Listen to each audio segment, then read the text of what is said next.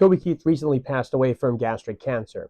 So obviously I've had quite a few patients, and this morning in the clinic is also asking me, oh my goodness, am I at risk of getting gastric cancer? Well, what are the risks of getting gastric cancer? What should I be looking out for? And how can I actually get it diagnosed? So here are a few things that we need to talk about when it comes to gastric cancer. So gastric cancer is the 14th ranked incident in the United States. So that means out of the cancers that we have, it's the number 14. So the problem with gastric cancer is that there aren't too many specific signs and symptoms which lead us to think, is this related to gastric cancer or not? But here are a few symptoms. If you have fullness, if you have a feeling of fullness, or you have a feeling of burning sensation at the upper part of the abdomen, or you're losing weight and you have not been trying to lose weight, or if you have difficulty swallowing food, or the food may actually go down fine. However, when it gets up to here, it might feel kind of like a little strangely that it just slowly goes down. Or you might be vomiting, having nausea and vomiting undigested food, or you may be vomiting blood mixed with bile. So some symptoms that is unusual, such as the ones that we just discussed. Or you may have noticed that perhaps your stool will all of a sudden become tarry in color. Those are signs and potential symptoms of something abnormal going on in your gastrointestinal tract.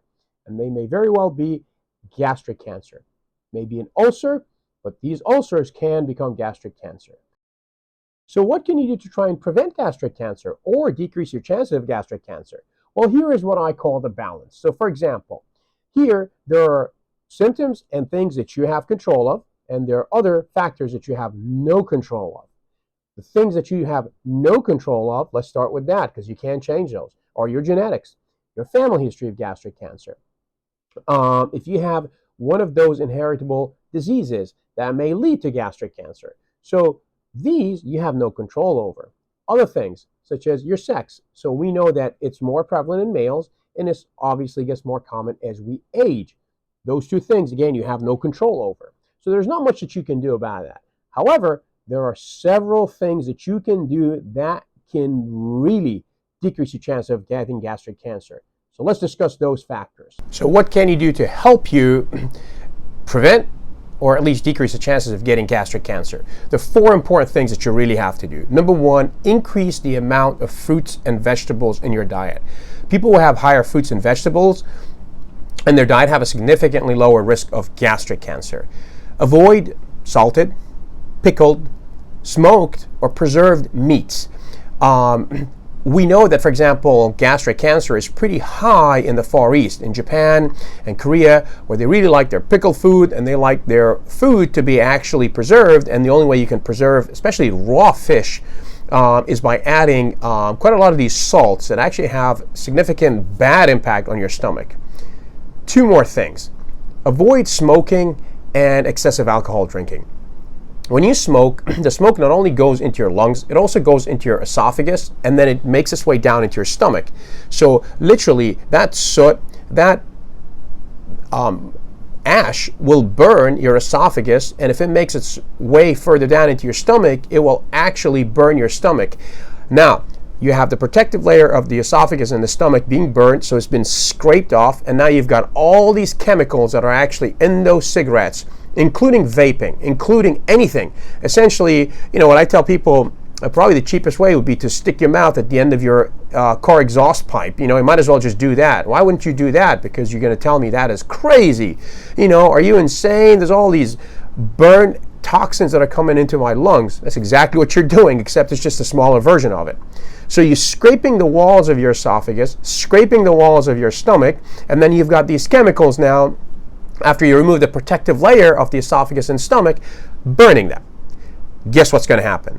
Your body's not made for that. So you will increase your chance of esophageal cancer as well as gastric cancer. Add in there alcohol. Combining the two is an absolute toxic environment, okay?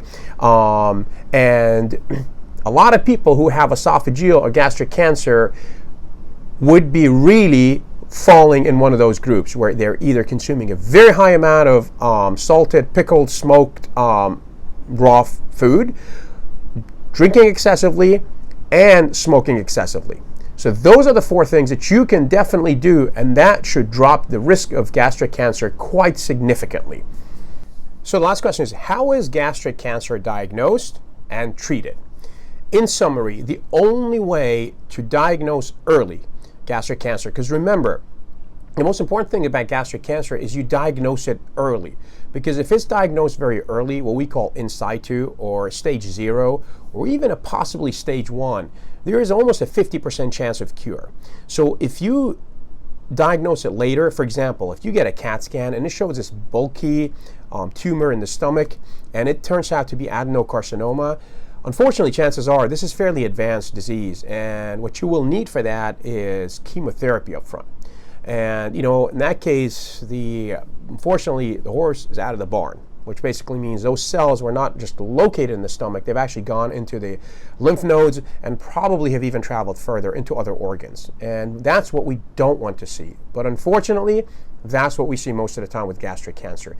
The stage is just too advanced. Only 10% of people are caught early stages, and about 90 to 80% of people actually are just delay in diagnosis, simply because the symptoms are not really there until the disease is advanced. So how is diagnosed? It with an EGD.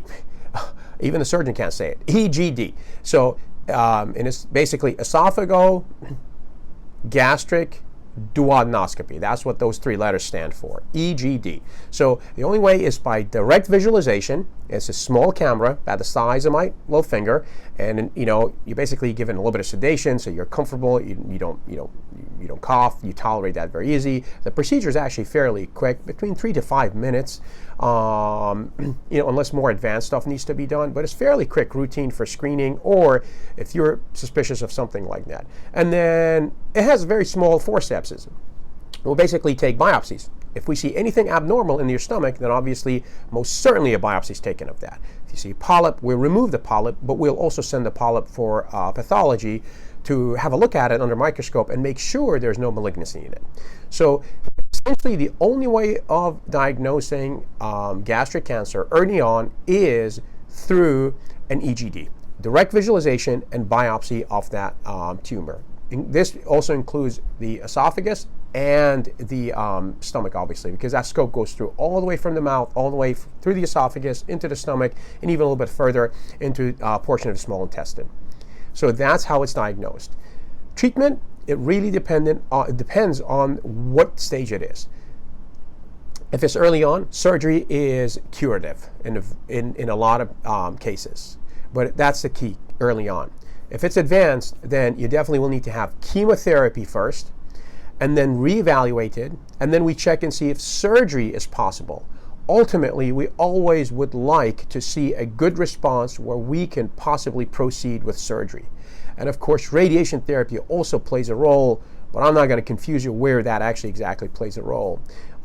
Gastric cancer is still very challenging, and there are many trials out there, which basically means, should we give you chemotherapy, radiation before surgery, give it to you during surgery, give it to you after surgery, move with surgery first, or should there be, chemotherapy first?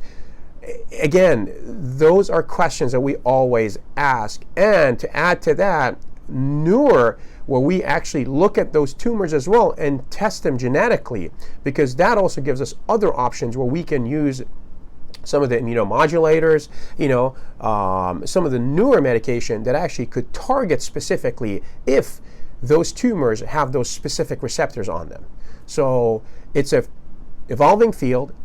The most important thing is for it to be diagnosed early, and you should basically embrace a healthy lifestyle and the 4 factors that I told you to try and decrease the chances of gastric cancer: high fruits and vegetables, low pickled, smoked, preserved meats, and of course stop heavy smoking and drinking. In fact, you should not be smoking at all, and you should really limit how much alcohol you consume if you're thinking to decrease your chances of both esophageal and gastric cancer.